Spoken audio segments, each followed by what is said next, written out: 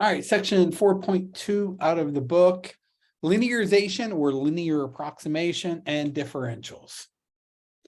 So this is the formula that you want to think of when we say linearization or linear approximation. This is literally just the equation of a tangent line.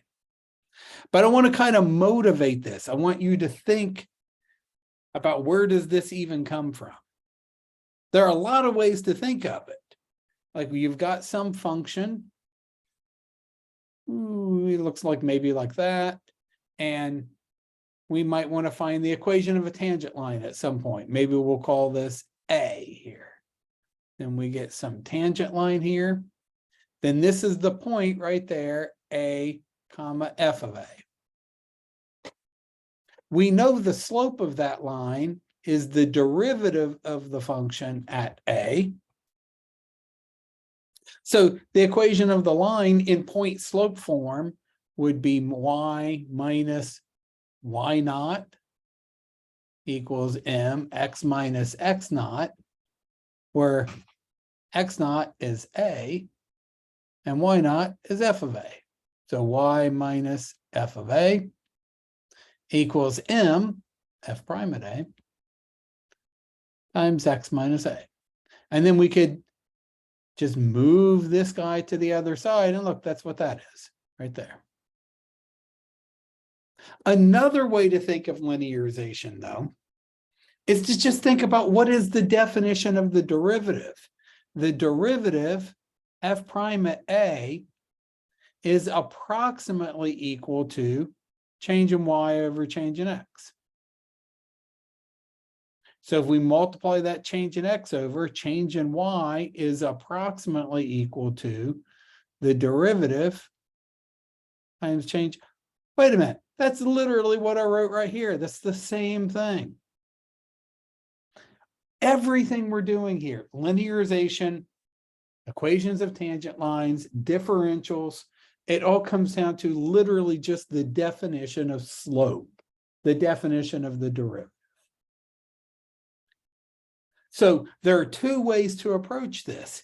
If you give me a function and I want some new function value, I might approximate that function with a line and say that here is some real function value right here, maybe call that f of b. Right there is the real function value, that new y value. I might use this line to approximate that by doing this.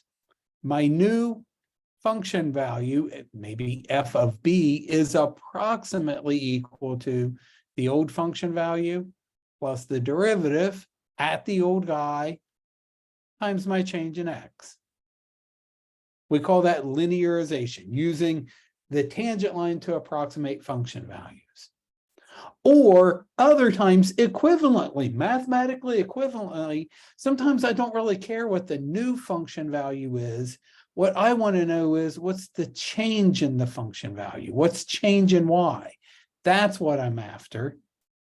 Well, then that's literally just doing linearization, but taking this term back to the other side.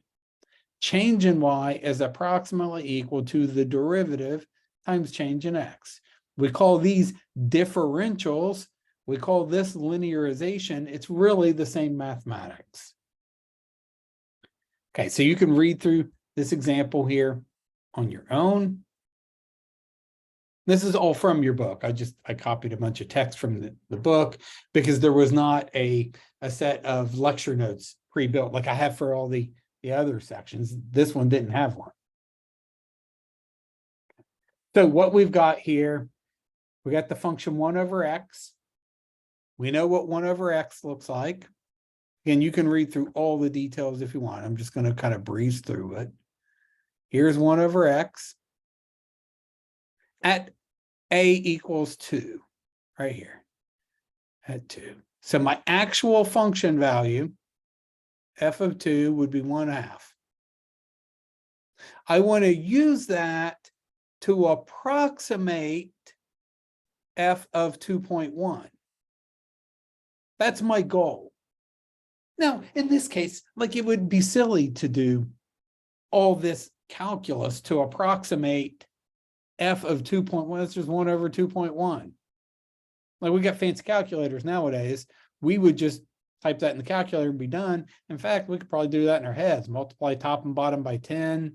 You get 10 over 21. And then we could do the long division if we wanted. What linear approximation allows us to do is to get the equation of the tangent line here at 2. And then here I'll zoom in. We've got some curvy guy and some straight guy. Here at 2, they're equal. I want to know this y value, and I'm going to use the line's y value as an approximation of that, because as long as this delta x is small, this delta y, my error, will be small. So first thing we're going to do is find the equation of the tangent line at a equals 2. So f prime of x, we know is negative 1 over x squared. You should be able to do that in your head. Then f prime at 2 will be negative 1/4.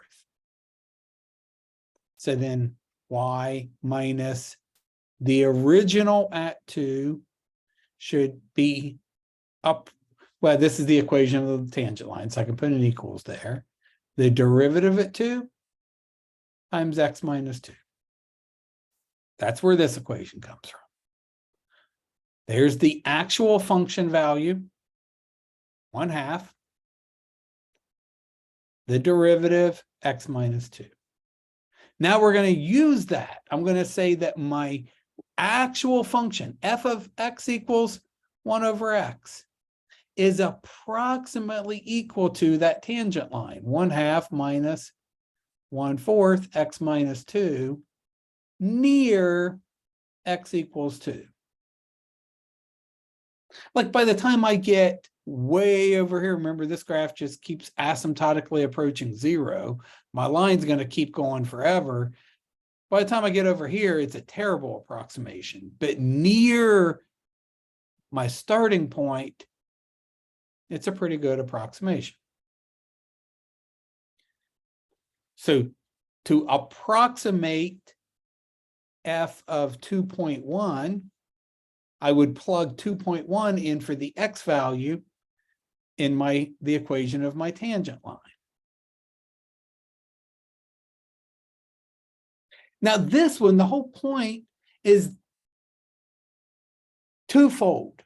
One, if you're Isaac Newton and you don't want to do some nasty, nasty calculations, it's just a linear equation. Like this we could do in our heads. Secondly, sometimes you don't know the actual function. Sometimes we don't have a nice, pretty formula, and we want to use linear approximation to estimate nearby values because all we know is numerically what the derivative is. Now, this whole idea gets expanded later on. When you get into Calc 2, you'll learn about a Taylor series approximation. Linearization here is the first order approximation. We can go further. I could approximate a curve with a quadratic, with a cubic, with any degree polynomial I want. We call those Taylor polynomials. Okay, anyways, moving on here. That's 0.1 times a half, 1/2 minus 0.1 times a half. Boom, you're done. There it is. So that's the approximation. That's the y value here on the tangent line. That's the actual y value. Look how close those are. That's a pretty good approximation. Okay. And then we could, if we wanted to, use this function. So here, I'll write it again. F of x, which actually equals 1 over x, that's the real function, is approximately equal to his tangent line, 1/2 minus 1/4 x minus 2. What if I tried to estimate f of 10? So I could say it's approximately equal to 1/2 minus 1/4, 10 minus 2. You plug all that in, you get that right there, negative 1.5. The actual function value out here at 10 is 1/10, it's 0.1. That's a terrible approximation because remember our tangent line is coming through like this. These are equal at 2. That tangent line's way down here, the real function's there. So this tangent line is only a good approximation close to my starting point. If I wanted to approximate the function over here near 10, then I would start over. I would find the equation of the tangent line nearby the point I'm interested in. That's a good place to stop there.